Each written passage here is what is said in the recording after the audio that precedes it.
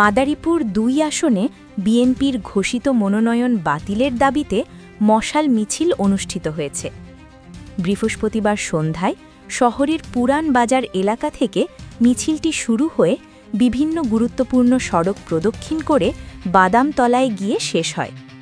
এর আগে সংক্ষিপ্ত সমাবেশে প্রধান অতিথির বক্তব্য রাখেন কেন্দ্রীয় বিএনপির সহ শিক্ষা বিষয়ক সম্পাদক হেলেন জেরিন খান। তিনি বলেন, মাদারীপুর ২ আসনে ঘোষিত মনোনয়ন বাতিল না হওয়া পর্যন্ত এই আন্দোলন চলবে। যোগ্য ব্যক্তির হাতে ধানের শীষের টিকিট তুলে দেওয়ার দাবি জানান তিনি। হেলেন জেরিন খান আরও বলেন, জেলার মানুষ যার বিরুদ্ধে কোনো প্রশ্ন তুলবেন না এমন উপযুক্ত প্রার্থীকে মনোনয়ন দিতে হবে।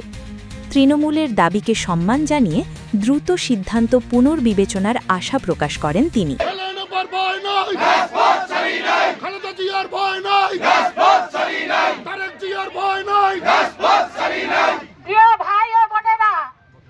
একটা কথা আছে, গ্রামগঞ্জে কথাটি হচ্ছে, যে মাছে কাটা বেশি সেই মাছের স্বাদও বেশি।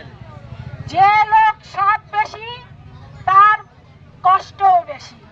অর্থাৎ সৎ লোকেরা যা কিছু অর্জন করে তা সব সময় তারা অনেক কষ্ট করে তাদেরকে অর্জন করতে হয়। কাজেই আমরা জানি সৎ লোকরা সব সময় বিজয়ের হাসি হাসে। আমরা যারা এখানে উপস্থিত হয়েছি আমরা সকলে সত্যের পথে আছি, আমরা সকলে ন্যায়ের পথে আছি, আমরা সকলে জনগণের পাশে আছি।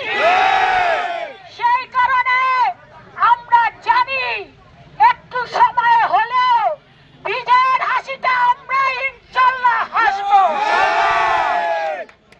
আপনারা সকলেই জানেন আমাদের সকলের হৃদয়ে রক্তক্ষরণ হচ্ছে। এই রক্তক্ষরণ শুধু নমিনেশন পাবার জন্য নয়, এই রক্তক্ষরণ হচ্ছে এই মাদারীপুর ২ আসনকে, মাদারীপুরের ২ আসনের জনগণকে পতনের রক্তক্ষরণ। আমরা জানি আজকে জাতীয়তাবাদী দল বিএনপির পক্ষ থেকে যাকে নমিনেশন দেওয়া হয়েছে তিনি অতীত দিনেই পৌরসভার নির্বাচনের নমিনেশনকেও তিনি বিক্রি করে দিয়েছিলেন।